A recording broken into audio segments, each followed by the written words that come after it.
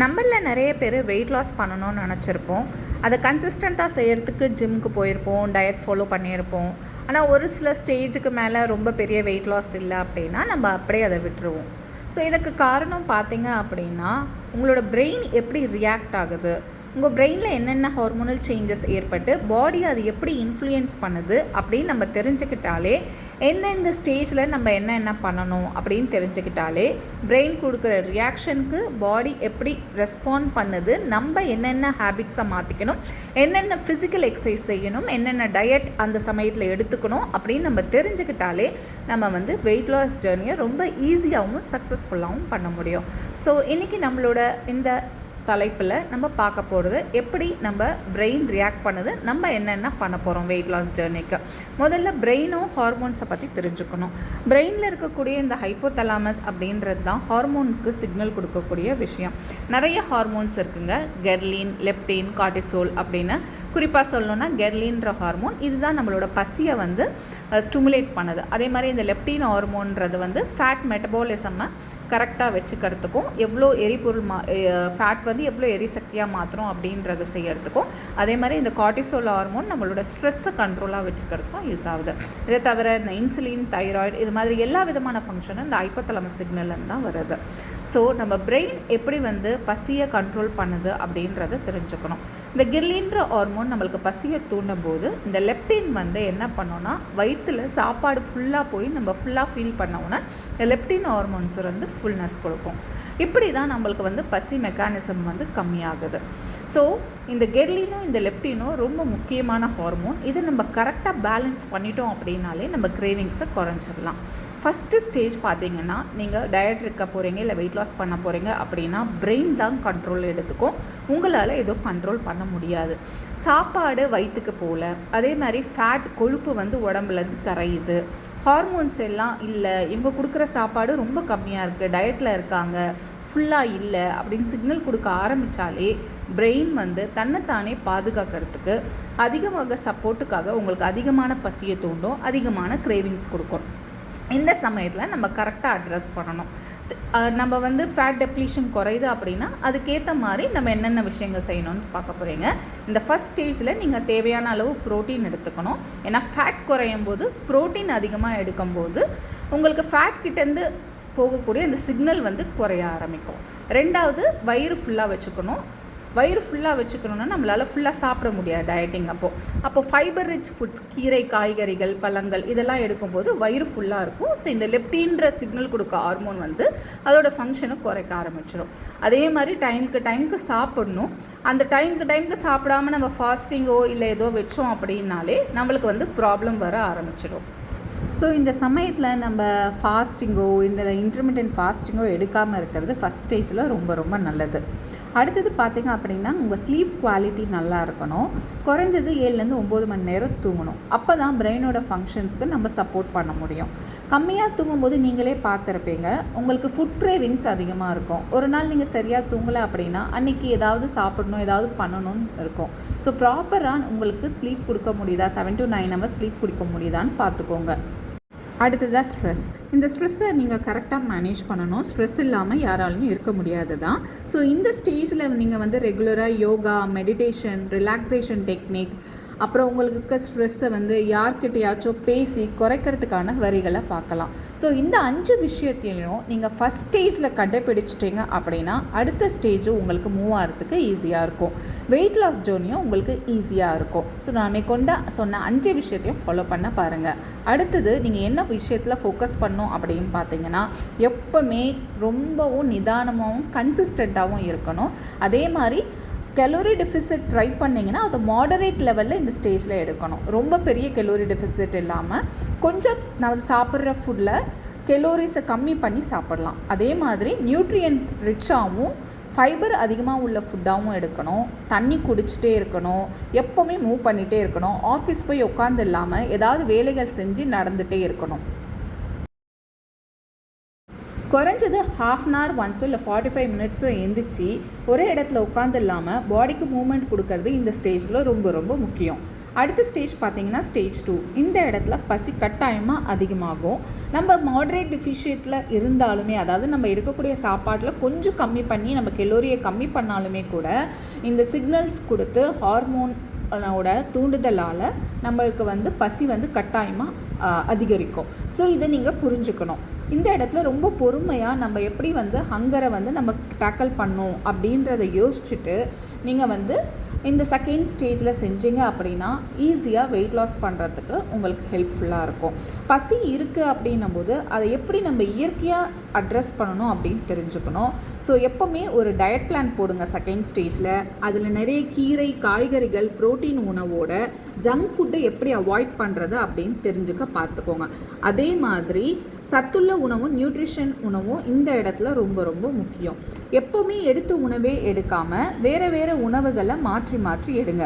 நீங்கள் எடுக்கக்கூடிய உணவில் ஜங்க் ஃபுட் இருந்தால் அதை எப்படி நேச்சுரலாக எடுக்கணும் அப்படின்றத பாருங்கள். அதே மாதிரி வீட்டில் நீங்கள் என்ன பண்ணணும் அப்படின்னா ஹை கெலோரி ஜங்க் ஃபுட் வாங்கி வைக்கிறத தவிர்க்கணும். வீட்டில் இருந்தால் நம்ம கட்டாயமாக எடுத்து சாப்பிடுவோம். ஸோ தவிர்க்கிறத பாருங்கள். வீட்டில் வாங்கி வைக்காதீங்க. தண்ணி நல்லா குடிக்கணும். இந்த இடத்துல சொன்ன மாதிரி ரொம்ப தினமும் அதிகப்படியான மூமெண்ட் இருக்கணும். இந்த ஸ்டேஜில் நீங்கள் கெலோரிஸ் கணக்கிட்டு நடக்கப்பட்டதில்ல ஒரு நாளைக்கு குறைஞ்சது 7,000 இல்லைந்து 10,000 ஸ்டெப்ஸ் வரைக்கும் நடக்கலாம். ஸோ இவ்வளோ ஸ்டெப்ஸ் நீங்கள் இந்த செகண்ட் ஸ்டேஜில் கொண்டு வந்தீங்க அப்படின்னா உங்களுக்கு வெயிட் லாஸ் ஈஸியாக ஆகும். ஸோ செகண்ட் ஸ்டேஜில் ஞாபகம் வச்சுக்கோங்க, ஜங்க் ஃபுட் கட்டாயமாக சாப்பிட்ற மாதிரி இருக்கும். அதை ஸ்டாப் பண்ணிவிட்டு நல்லா நடக்க ஆரம்பிங்க. இந்த ஸ்டேஜ் டெம்பரரி தான். அடுத்தது பார்த்தீங்க அப்படின்னா, என்னடா இது வெயிட் லாஸ் பண்ணிட்டோம், சலசலன்னு குறைஞ்சது ஒரு 5 to 6 kgs குறைஞ்சிச்சு, அதுக்கப்புறம் குறையவே இல்லையே, இதே ஸ்டேஜில் இருக்கே அப்படின்னு நினச்சிங்கன்னா ஒரு ஸ்டேஜ் கட்டாயமாக அப்படி வரும். இந்த ஸ்டேஜில் என்ன ஆகும் அப்படின்னா எல்லாம் நார்மல் ஆக ஆரம்பிக்கும். வெயிட் அப்படியே ஸ்டாட்டூஸ், அதாவது ஒரு குறிப்பிட்ட ஒரு சிலை மாதிரி அப்படியே நிற்கும் ரொம்ப நாள். அதுக்கப்புறம் தான் கொஞ்சம் கொஞ்சமாக குறைய ஆரம்பிக்கும். ஸோ அதே மாதிரி நிற்கிறதோடு இல்லாமல் படிப்படியாக உங்களோட வெயிட் லாஸ் கம்மியாக ஆரம்பிக்கும். 6 கிலோ குறைச்ச நீங்கள் 3 வாரத்தில், 2 வாரத்தில் பார்த்தீங்க அப்படின்னா ஒரு 1/2 கிலோ கூட குறைக்க முடியாது. ஸோ இப்படியே வெயிட் லாஸ் ஸ்லோ டவுன் ஆகி ஒரு ஸ்டேஜில் நான் சொன்ன மாதிரி பிளாட்டோ ஸ்டேஜ்னு சொல்லுவோம். வெயிட் ஒரு கன்சிஸ்டண்ட்டாக அதே இதில் இருக்கும். ஒரு 80 கிலோ இருக்கீங்கன்னா அந்த 80 kg ரொம்ப நாள் அப்படியே இருக்கும். உங்களால் குறைஞ்சிட்டே வந்தது, வேகமாக குறைஞ்சிட்டே வந்தது, ஒரு சில ஸ்டேஜ் வந்ததுக்கப்புறம் ஸ்லோவாக குறைய ஆரம்பிக்கும், அதுக்கப்புறம் அது நார்மல் ஆக ஆரம்பிக்கும். இதுதான் நார்மல் ப்ராசஸ். ஏன்னா நம்ம பாடி நம்ம எடுக்கக்கூடிய ஃபுட்டுக்கும் எக்ஸசைஸ்க்கும் நம்ம எடுக்கக்கூடிய ஹேபிட்டுக்கும் ட்ரெயின் ஆகிடும். அதுக்கப்புறம் அதுக்கு ஏற்ற மாதிரி லோ ஸ்டேபிள் இதில் அது வேலை செய்ய ஆரம்பிக்கும்.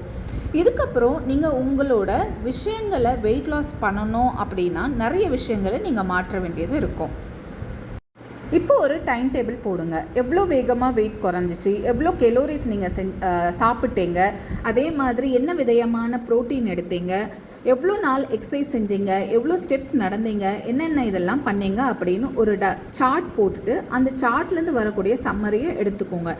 எடுத்துக்கிட்டு இப்போ மேற்கொண்டு நீங்கள் என்னெல்லாம் பண்ணணும் அப்படின்னா, இது கூட நீங்கள் எக்ஸ்ட்ரா எஃபெக்ட் போடுறதுக்காக எக்ஸ்ட்ரா ப்ரோட்டீன், எக்ஸ்ட்ரா வாக்கிங் எல்லாம் செய்கிறதோட வெயிட் ட்ரைனிங் பண்ணலாம். முக்கியமாக இந்த ஸ்டேஜில் நீங்கள் வெயிட் ட்ரைனிங் இன்க்ளூட் பண்ணணும்.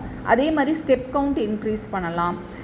ஃபுட்டோட ப்ரோட்டீனோட குவான்டிட்டி இன்க்ரீஸ் பண்ணலாம். இது மாதிரியான விஷயங்கள் நீங்கள் இந்த ஸ்டேஜில் செய்யணும். குறிப்பாக தண்ணி குடிக்கணும்.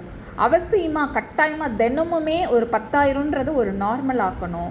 போர்ஷன்ஸை நீங்கள் சாப்பிடக்கூடிய உணவோட அளவை ரெகுலராக இவ்வளோனா இவ்வளோ தான் வைக்கணும். அதுவும் மைண்ட்ஃபுல்லாக சாப்பிடணும். மீல்ஸை அதாவது நீங்கள் சாப்பிடக்கூடிய உணவை பிளான் பண்ணி எடுத்துக்கணும். இன்றைக்கி இதை தான் சாப்பிட போகிறோம், இவ்வளோ கீரை சாப்பிட போகிறோம், இவ்வளோ ப்ரோட்டீன் சாப்பிட போகிறோம் அப்படின்னு பிளான் பண்ணி எடுத்துக்கணும். நீங்கள் பண்ணக்கூடிய வெயிட் ட்ரெயினிங்கை கூட இந்த அளவுக்கு நான் நடந்துட்டேன், இதில் இவ்வளோ கெலோரிஸ் இருக்குது, ஒரு வெயிட் ட்ராக்கர் வாட்சோ இல்லை ஏதோ ஒன்று வாங்கி வச்சுட்டு நீங்கள் அதை பார்த்துக்கிட்டு நான் இவ்வளோ கெலோரிஸ் நடந்துட்டேன், இவ்வளோ கெலோரிஸ்க்கு நான் வெயிட் ட்ரைனிங் பண்ணணும் அப்படின்னு பிளான் பண்ண ஆரம்பிக்கணும். நிறைய ப்ரோட்டீன் அண்ட் ஃபைபர்ஸ் இந்த ஸ்டேஜில் நீங்கள் அதிகமாக எடுத்துக்கலாம். ஆரம்ப ஸ்டேஜில் நான் எல்லாமே லைக் நார்மலாக சொன்னேன். அடுத்த ஸ்டேஜில் நான் எல்லாமே மாடரேட்டாக சொன்னேன். இப்போ நீங்கள் விகரஸாக ஸ்டார்ட் பண்ணிங்க அப்படின்னா உங்கள் பிரெயின் நீங்கள் சொல்லக்கூடிய, அதாவது உங்களோட வெயிட் லாஸ்க்கு ஹெல்ப் பண்ண ஆரம்பிக்கும். ஞாபகம் வச்சுக்கோங்க, இப்போ சொன்னது 3 ஸ்டேஜுமே டெம்ப்ரரி. ஆனால் இந்த ஃபைனல் ஸ்டேஜ் வந்து உங்களுக்கு பெர்மனெண்ட். ஆமாங்க, இப்போ நீங்கள் எனஃப் அமௌண்ட் ஆஃப் ப்ரோட்டீன் எடுக்கணும், ஃபைபர் ரிச் ஃபுட் எடுக்கிறதோட ஸ்லீப்பும் 9 ஹவர்ஸ் தூங்கணும். நீங்கள் இதை நார்மல் ஆக்கணும். நான் சொன்ன எல்லா ஹேபிட்ஸையும் நீங்கள் நார்மல் ஆக்கிட்டீங்க அப்படின்னா சில பேருக்கு வெயிட் ஏறும் இறங்கும், அது மாதிரி இல்லாமல் கன்சிஸ்டண்ட்டாக நீங்கள் இந்த ஸ்டேஜில் வெயிட்டை மெயின்டைன் பண்ணலாம். ஸோ இந்த 4th ஸ்டேஜ் வந்து you work with your brain and you can maintain your weight கண்டினியூவஸாக நீங்கள் மெயின்டைன் பண்ணிக்கலாம். இந்த 4th ஸ்டேஜ் தான் ரொம்ப ரொம்ப முக்கியம், வெயிட் ஏற்றுறத இறக்காமல் பார்த்துக்கிறதுக்கு. ஸ்டெப் பை ஸ்டெப் நான் சொன்ன விஷயங்களை நீங்கள் ஃபாலோ பண்ணிட்டு வந்தீங்க அப்படின்னாலே உங்களோட வெயிட் லாஸ் ஜேர்னி வந்து கன்சிஸ்டண்ட்டாக லைஃப் லாங்காக நீங்கள் நினச்ச வெயிட்டில் நீங்கள் இருக்கலாம். ஸோ என்ன நீங்கள் எஃபெக்டிவாக பண்ணணுன்றதை நான் ஏற்கனவே சொல்லிட்டேன். குறிப்பாக வீட்டில் எந்த ஜங்க் ஃபுட்டும் வாங்கி வைக்காதீங்க. ஏதாவது இருந்தால் நம்ம கட்டாயமாக அதுக்கு சாப்பிட்டு பழகுவோம். ஸோ இல்லாமல் பார்த்துக்கோங்க. நிறைய பழங்களை வாங்கி வைங்க. நிறைய என்ன சொல்கிறது, ஹோல் கிரெயின்ஸ், அதாவது முழு தானியத்தில் சேர்ந்த சிற்றுண்டிகளை வாங்கி வைங்க. இது வந்து உங்களோட வெயிட் லாஸ் ஜேர்னிக்கு ரொம்ப ஹெல்ப்ஃபுல்லாக இருக்கும். ஸோ ஆரம்பத்தில் நம்ம பிரெயின் கண்ட்ரோலில் இருந்தாலும் நம்ம பிரெயினை அதுக்கப்புறம் நம்ம கண்ட்ரோல் கொண்டு வந்துடணும். எப்போவுமே நம்ம செய்யக்கூடிய விஷயத்தை தொடர்ந்து செய்யணும், எக்காரணத்தை கொண்டும் விடக்கூடாது. குறைஞ்சது 4 அல்லது 5 மாதங்கள் நீங்கள் தொடர்ந்து செஞ்சீங்கன்னா தான் உங்களுக்கு அதனோட பலன் தெரியும். அதே மாதிரி வெயிட் ஸ்கேல், வெயிட் மிஷினை அடிக்கடி போய் வெயிட் செக் பண்ணுறதை ஸ்டாப் பண்ணிவிட்டு 15 days ஒன்ஸ் அப்படின்னு நீங்கள் ரெகுலராக செக் பண்ணுங்கள். இப்படி பண்ணிங்கன்னா தான் நீங்கள் டீமோட்டிவேட் ஆக மாட்டீங்க. மற்றவங்களோட ஒப்பீனியனை அடிக்கடி உங்கள் தலையில் செலுத்திக்காதீங்க. சில பேர் நீ இன்றைக்கி வெயிட் கம்மியாக இருக்கேன்னு சொல்லுவாங்க, நாளைக்கு அதிகமாக இருப்பேன்னு சொல்லுவாங்க. அதெல்லாம் எடுத்துக்காதீங்க. உங்கள் உடம்பை எப்போவுமே ஒரு இடத்துல உட்கார விடாமல் முடிஞ்ச அளவுக்கு நிறைய மூமெண்ட் கொடுங்க. தண்ணி போதுமான அளவு குடிங்க. So consistency is the key. எப்போவுமே ஞாபகம் வச்சுக்கோங்க, பிரெயின் உங்களை ஸ்டாப் பண்ணாது, அது பாதுகாத்துக்க தான் பார்த்துக்கும், அதோட எனர்ஜி லெவலை மெயின்டைன் பண்ண பார்க்கும். அதே சமயம் நீங்கள் அதோடு சேர்ந்து ஒத்துழைச்சிங்க அப்படின்னா ஈஸியாக இந்த வெயிட் லாஸ் மட்டும் கிடையாதுங்க, நிறைய ஹேபிட்ஸை நம்ம பில்ட் பண்ணலாம். ஸோ இந்த வீடியோ உங்களுக்கு பயனுள்ளதாக இருக்கும்னு நினைக்கிறேன். ஸோ இதோட யூடியூப் சேனல் மறக்காமல் சப்ஸ்கிரைப் பண்ணிக்கோங்க. உங்களுக்கு தேவையான நண்பர்களுக்கும் ஃபேமிலி ஃப்ரெண்ட்ஸுக்கும் இதை கட்டாயமாக ஷேர் பண்ணிக்கோங்க. மற்றும் ஒரு தகவல்களுடன் நான் உங்களை சந்திக்கிறேன். நன்றி.